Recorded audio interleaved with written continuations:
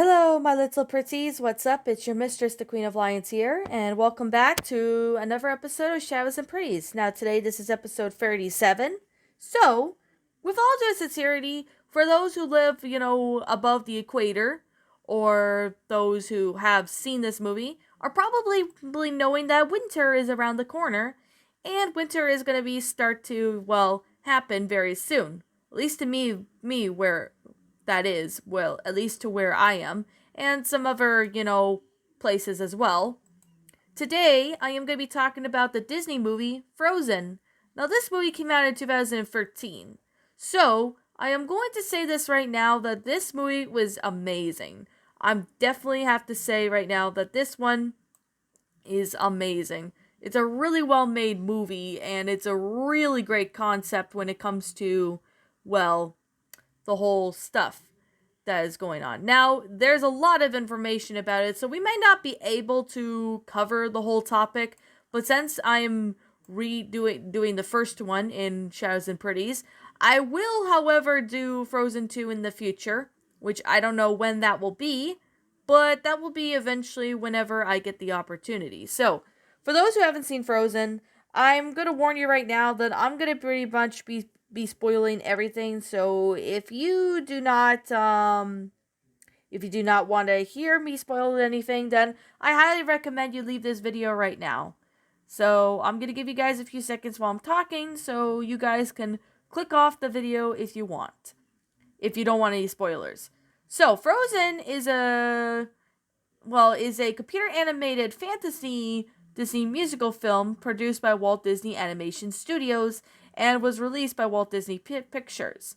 However, this story, Frozen, has been inspired by Hans Christian Andersen's 1844 fairy tale called The Snow Queen, which we will talk about the Snow Queen a little bit later on after I explain about what the movie is about.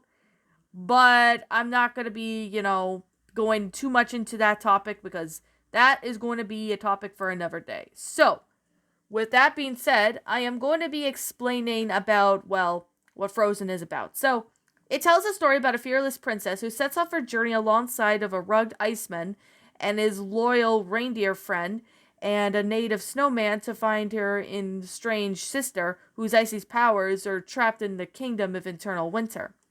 So, Frozen went into several story treatments before it's commissioned in 2011 because they just wanted to make sure that it was, friendly for kids and not very scary, which, of course, with most stories nowadays, they do tend to do that. So, of course, with that being said, I am going to say that Frozen won a lot of rewards after its release, and they grossed out lots of money.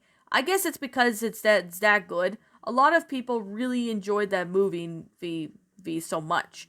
They are amazing when it comes to that. So, with that being said, we're going to, basically begin the plot, shall we? So, the Princess of Elsa of Arendelle possesses magical powers that allow her to create ice and snow, often using them to play with his younger sister, Anna.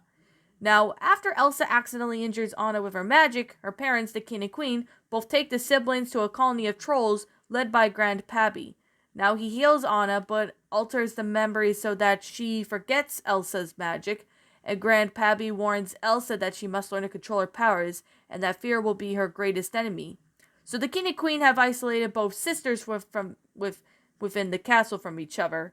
Pretty sad when you come to think of it. The parts of the story right here is just really sad, but it does get happy at certain times. So, closing the castle gates to the subjects to protect her sister from increasingly unpredictable powers, Elsa seizes all contact with Anna, creating a rift between them. So when the sisters are teenagers, sadly their parents are lost at a sea during the storm. So following by her 21st birthday, Elsa is crowned Queen of Arendelle, but is afraid that her kingdom's citizens will find out about her powers and fear her. So the castle gates open to the public, visiting a lot of people for the first time in years, amongst them scheming the Duke of Whistleton and dashing Prince Hans from the Silver Isles, whom Anna falls in love with at first sight. At Elsa's coronation day takes place without incident. She remains distant from Anna, and Anna develops a romantic relationship connection with Hans during the coronation festivals, which is a strain because Elsa, however, for for just doesn't really appreciate this idea. So in Love at First Sight, Elsa's coronation takes place without incident, but however, it remains distant from Anna. So when he impulsively proposes to her, but Elsa objects when they speak about their blessing, hurt and confused. Of course, Anna protests because beginning Elsa to explain her fear and isolation. The emotion and strain caused Elsa to accidentally unleash her powers, whereas before the court and branded a monster by the Duke. Elsa, however, flees to the North Mountain, where she could finally acknowledges her powers and building an ice palace to live her own life. In the process, her magic unintentionally engulfs Arendelle into eternal winter. So when Anna ventures out to find Elsa and the winter leaving Hans in command, she gets lost and collects supplies for the wandering Finn's shop, and she meets an Iceman named Kristoff and his reindeer Sven, convincing them to take her to the mountains. And attacked by wolves, like Kristoff's sleigh to be destroyed, on foot, they meet Olaf, who is a cheerful snowman brought to life, unknowingly by Elsa, who offers to lead them to her. When Anna's horse returns to Arendelle without her, Hans, however, sets out to find Elsa and Anna, compared with the Duke's minions, who have an orders to kill Elsa. So, very dark, eh? It's a pretty dark movie at times, just saying right now. It's a roller coaster. Reaching within the Ice Palace, Anna meets Elsa, and when Anna reveals that what has become of Arendelle, a horrified Elsa confesses her love, who does not know how to undo her magic. Her fear causes her powers to manifest themselves even more, and accidentally freezes Anna's heart, seriously injuring her. Elsa then creates a giant snow monster named Marshmallow, who chases Anna, Kristoff, and Olaf away. Realizing the effects of Elsa's powers on Anna, Kristoff decides to take her to the Trolls, his adoptive family. Grandpappy reveals that Anna will freeze solid unless an act of true love reverses the spell. So Kristoff races Anna back home to Hans to give her true love's kiss, and Hans and his men manage to reach Elsa's palace, defeating Marshmallow and capturing Elsa. So Anna is delivered to Hans, but rather than kissing her, Hans instead reveals that he's actually been plotting to seize the throne of Arendelle, eliminating both the sisters. So Hans locks Anna in a room to die, and then manipulates to say that Elsa killed her, but not before they were married. So he orders the queen's execution, but only to discover that she escaped herself. So when Olaf frees Anna, they venture off into the blizzard to meet Kristoff, who Olaf has revealed that he's in love with her. So Hans confronts Elsa outside, claiming that he killed Anna, causing of course Elsa to break down, eventually stopping the storm. But Anna spots Hans is about to kill Elsa. She leaps away and frozen solid, stopping Hans. So devastated, Elsa hugs her sister and mourns over her sister, who falls out. And that was just the act of true love, is because, well, since Elsa is Anna's sister, her love for her sister melted her frozen heart. So realizing that the love is the key controlling magic, Elsa ends the winter and gives Olaf a snow flurry to survive the warmer climate. So Hans is arrested and exiled from the kingdom, and his attempt for assassination while the Duke's trade links are in Arendelle have cut off. So Anna gives Kristoff a new sled, and the two kiss. So the sisters are united, and Elsa promised never to lock the gates of the castle ever again. So that is just going to be completely honest. Okay, now that I explained the plot of the movie, let's explain what I liked about it. I really love how the sisters are in it, Elsa and Anna, and even Elsa, like in Idina Menzel, who is the voice actress for Elsa. She's also Elphaba in Wicked, the musical, for those who are wondering who that is. And there are actually really good actors and actresses that were in this movie, and they actually did pretty good job when it comes to, this whole movie. They all did a great job. So when the development of Walt Disney's explored the possible live action or animation films to poet Hans Christian Andersen in late 1937, before December premiere of its film starring the Seven Dwarfs, its feature animated drawn film. However, in March 1940, Walt Disney suggested a co-production film with Samuel Goldwyn, where when studio would shoot the live action sequences of Anderson's life. So they have done a couple other stories by him, like The Little Mermaid, The Little Match Girl, which will be another story, The Fist and the Tin Soldier, The Snow Queen being one of them, Thumbelina, that's another story for another day, The Red Shoes, and even The Emperor's New Clothes, which is pretty interesting, come to think of it. So, of course, in the late 1990s, Walt Disney Features is starting an animation new film of the Snow Queen after their success of their recent films during the Disney's Renaissance period, time. But of course, the project was scrapped completely in late 2002. So while Glenn Kane reportedly to quit hit the project before went on to make another project which became Tangled. But even before then, it was still being in development when they wanted to adapt that information. The next attempt of this animation, eventually started in 2008, which took them a little while to make. So by early 2010, the project entered development hell once again, which of course when the studio failed to make its way to make the story of the Snow Queen work. However, in 2011, the following success of Tangled, Disney announced for the new title of the film, Frozen, and a release date in 2013. A month it was confirmed that the Disney would be making it as a computer animated film, and instead of originally intended hand-drawn animation due to complex elements from the script. However, they started writing songs for the Frozen movie, and then in 2012, it was announced that Buck would be directing and Liv Lasser in the producing. So Disney decided to give an advance on the Snow Queen in development again by making some changes, making sure that it's going to be, child friendly, making sure that nothing was going to go wrong. Lots of information was starting to develop, and of course, they decided to do more and more development when it came to that.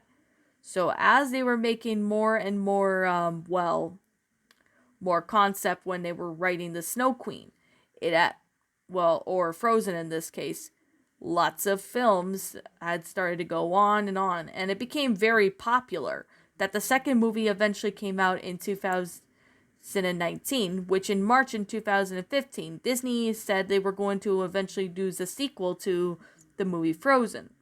So it was in development around 2017, around that time. So I will be talking about Frozen 2 maybe in another movie. I guess you could say I will be talking about Frozen 2 maybe in another video. But I decided just to cover mainly the first movie, as the first movie had a really good concept with this. And I know a lot of people would really have to say that the movie itself was really good. So that I can definitely say that right now. It was a really well done made movie. Now, I am going to talk about a little bit about the Snow Queen, of what inspired Frozen to become, in it. So, I am just going to say right now, I'm not going to go too much into the detail, but I am going to explain about what is basically the story about. And I could definitely say that they actually got some ideas from, for the Frozen movie when they adapt the movie. So, of course, the devil, in the form of an evil troll, has made magic mirror who distorts the appearance of everything it reflects. So the magic mirror fails to reflect the good and beautiful aspects of it. But however, years later, a little boy named Kai and a little girl named Gerda live next door to each other in the garrets of the building with adjoining rooms in a large city. So they could get into either one's home by just stepping over the gutters of each building. So basically, Kai's grandmother, who tells the children about the Snow Queen, who is the ruler of the snow bees. The snowflakes look like bees, as bees have a queen, so they do snow bees. So that's basically what's going on. So, on the following winter, Kai goes out with his sled to play in the snowy market square and hitches with Curious, so driven by the Snow Queen, who appears to be a woman with a white fur coat. Outside the city, she reveals herself to Kai and kisses him twice, once to numb from the cold, and a second time to make him forget about Grenda and his family. So the third kiss would kill him. So when she takes Kai to her sled to her palace, the people concluded that Kai died by a nearby river. Gerda, who is heartbroken, goes off to the next summer to look for him and questions everyone about Kai's whereabouts. However, she then offers her red shoes in the river in exchange for Kai, but not taking the gifts at first. The river decides to let her know that Kai did not drown. So basically, it's pretty interesting. Like some of these characters in this, like the Kai character, who is like a little boy who lives in a large city, who becomes Gerda's playmate, who loves dearly. He falls victim to the spirits of the troll mirror and banishments of the Snow Queen. So I guess maybe they decided to, have the Snow Queen be inspired to make the Elsa character, which is pretty interesting when you come to think of it. And all these what's going on in here, I know I'm saying that I'm not really not gonna really talk about the Snow Queen movie too much because I mainly say that right now it's basically inspired by Frozen. So Frozen did have a little bit of a interesting concept when it came to that.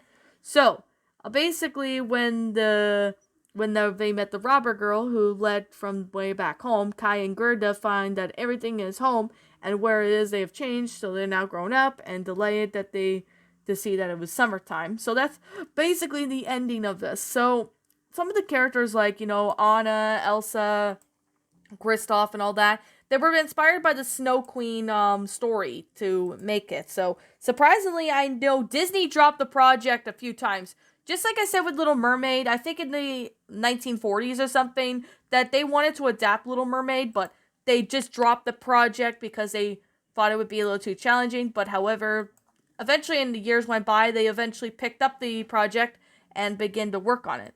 I don't understand why with these Disney movies that they do that. That's literally a question that I have to have. Is like, why did they have to really do that? So I don't know why that's the case with the Snow Queen. Like they picked up the project where they left off, drop it, and they picked it up again, and then they drop it again.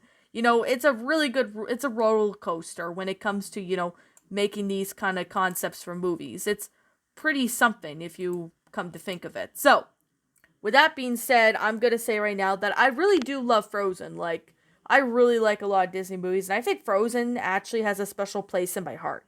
Now, for those who don't like the movie, I really understand your opinion, and I can handle your opinion. As long as you can handle mine, then we're all in the clear.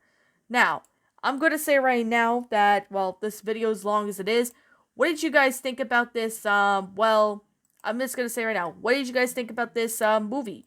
Did you enjoy Frozen? Did you not? Do you prefer the Snow Queen? Do you prefer Frozen? Also, what would you have done to make this movie a lot better? Frozen better? Leave me know what your thoughts are down in the comment section down below. I'm the Queen of Lions. Thank you so much for watching today's episode. And if you happen to be brand new here on this channel, be sure to like, comment, and subscribe because I make brand new videos every single day. Don't forget to ring the notification bell to when I upload so then you guys won't miss an upload. And as always, please roll the outro because I'm out of here. And I will be catching you all in the next video. So peace out and I'll see you all guys in the next video.